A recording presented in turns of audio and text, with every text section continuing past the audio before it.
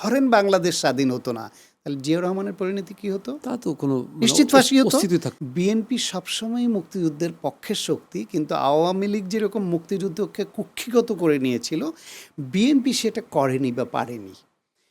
জিয়াউর রহমানের সময়ে বাংলাদেশের যে মুক্তিযুদ্ধের দলিল সংরক্ষণ যে প্রকল্প ছিল, সেটা আপনি দেখেন তো কতটা নির্মোহ এবং নিরপেক্ষ মুক্তিযুদ্ধের দলিল সংগ্রহণ প্রকল্প ছিল। সেখানে সবকিছু একদম করেছে। স্পষ্ট করে বলা আছে কিন্তু। হ্যাঁ, তারপরে দেখেন হাসান আপনি, আজিজুল হক সম্ভবত এটা তারপরে ই দেখেন করেছিলেন।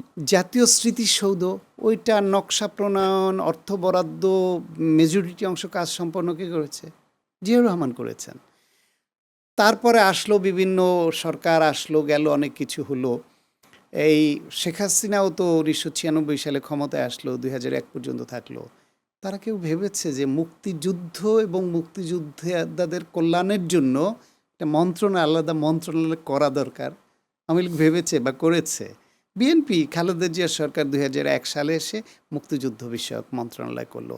এই যে জামুকা, যেটা দ্বারা এরা অবৈধভাবে মুক্তিযুদ্ধ না হয়েও মুক্তিযোদ্ধা মন্ত্রী নিজে পর্যন্ত মুক্তিযোদ্ধা সেজে বসেছিল, এই জামুকা তো বিএনপির তৈরি। ফলে মুক্তিযুদ্ধের পক্ষের যে ডেভেলপমেন্টগুলো স্বাধীন বাংলাদেশে যা হয়েছে, তার মধ্যে বড় বড় ইভেন্টগুলো তো সব করা বিএনপির, এবং বিএনপির প্রতিষ্ঠাতা শহীদ প্রেসিডেন্ট জিয়াউর রহমান। তিনি আপনি ঘোষক বলেন, পাঠক বলেন, যাই বলেন না কেন, তিনি মানে স্বাধীন বাংলা বেতার কেন্দ্র থেকে যে এই মুক্তিযুদ্ধের ঘোষণাটা তার কণ্ঠেই তো মানুষ শুনেছে। সিভিক রয়্যাল রিসোর্ট, সবুজে ঘেরা আভিজাত্য।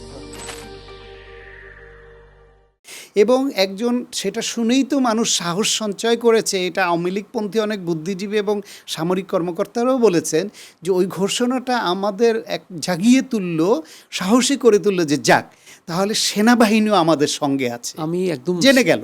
একদম এবং তিনি সেক্টর কমান্ডার ছিলেন, তিনি জেড ফোর্সের অধিনায়ক ছিলেন, ফিল্ডে যুদ্ধ করা। তো যেই লোক নিজে ফিল্ডে জীবন বাজি রেখে যুদ্ধ করে, তার দল মুক্তিযুদ্ধের পক্ষের দল না তো কারা মুক্তিযুদ্ধের সেটা পক্ষের অবশ্যই, দল? কিন্তু আমি এবং আপনার প্রশ্নের আগে আরেকটাও বলি, যদি বাংলাদেশ 71 সালে স্বাধীন না হতো, কি হতো?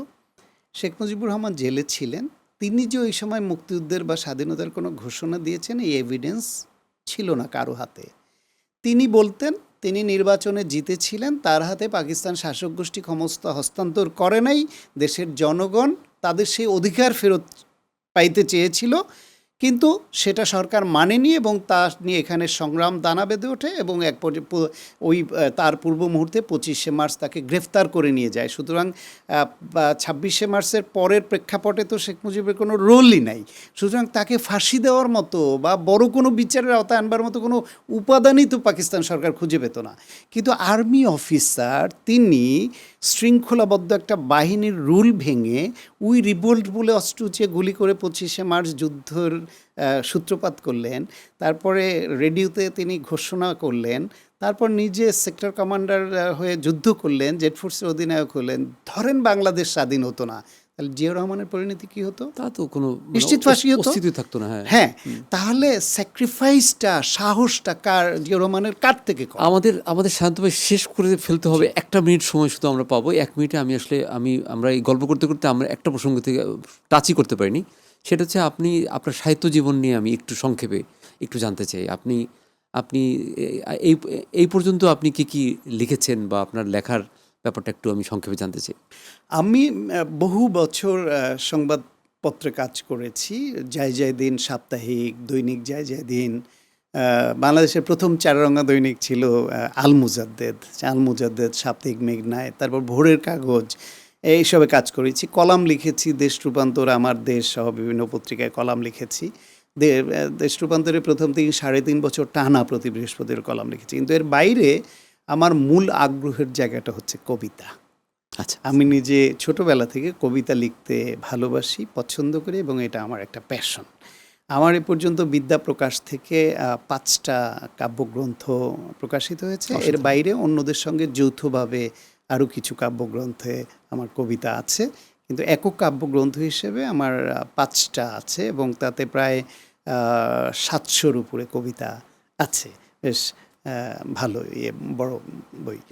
আর হচ্ছে 2টা গল্পগ্রন্থ আছে বিদ্যাপ্রকাশ থেকে, একটা দেয়ালে ফেরেস্তার মুখ, আর এই গত বই মেলায় অনন্যা থেকে একটা গল্প গ্রন্থ লাল জুলাইয়ের চোখে জল, আর একটা উপন্যাসও আছে নিঃসঙ্গ সত্য, অনন্যা থেকে প্রকাশিত। বিদ্যা প্রকাশ থেকে আরও কিছু প্রবন্ধের বই আছে, রাজনৈতিক প্রবন্ধ, হিউম্যান রাইটস রিলেটেড।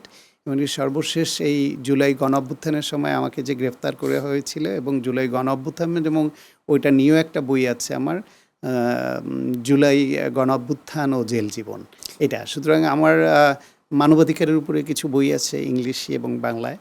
ফলে সব মিলিয়ে আমি এটা মানে লেখালেখিটা অব্যাহত রাখছি। আমাদের জন্য অবিচার হলো এটা, যে সেটা হচ্ছে যে আমি যেহেতু এই লেখালেখির মধ্যেই আছি বা এটা করি, ধরেন আমার লেখা প্রায় 400-400 নাটক আমি লিখছি, টিভিতে সেগুলো প্রচারিত Huge হয়েছে। number। হ্যাঁ, এবং আমার উপন্যাস আছে। তো আমরা একদিন আসলে এই হয়তো কোনো ফেব্রুয়ারি মাসে এটা ভালো হবে, আমি আপনার সাথে কোনো পলিটিক্যাল কথা বলবো না, শুধুমাত্র শুধু লেখালেখি সাহিত্য এবং সাহিত্য, এটা নিয়ে আমরা একটা মানে 1 ঘন্টা গল্প করব। খুব ভালো লাগবে, এবং আপনি সুযোগ দিলে আমি কবিতা পড়বো।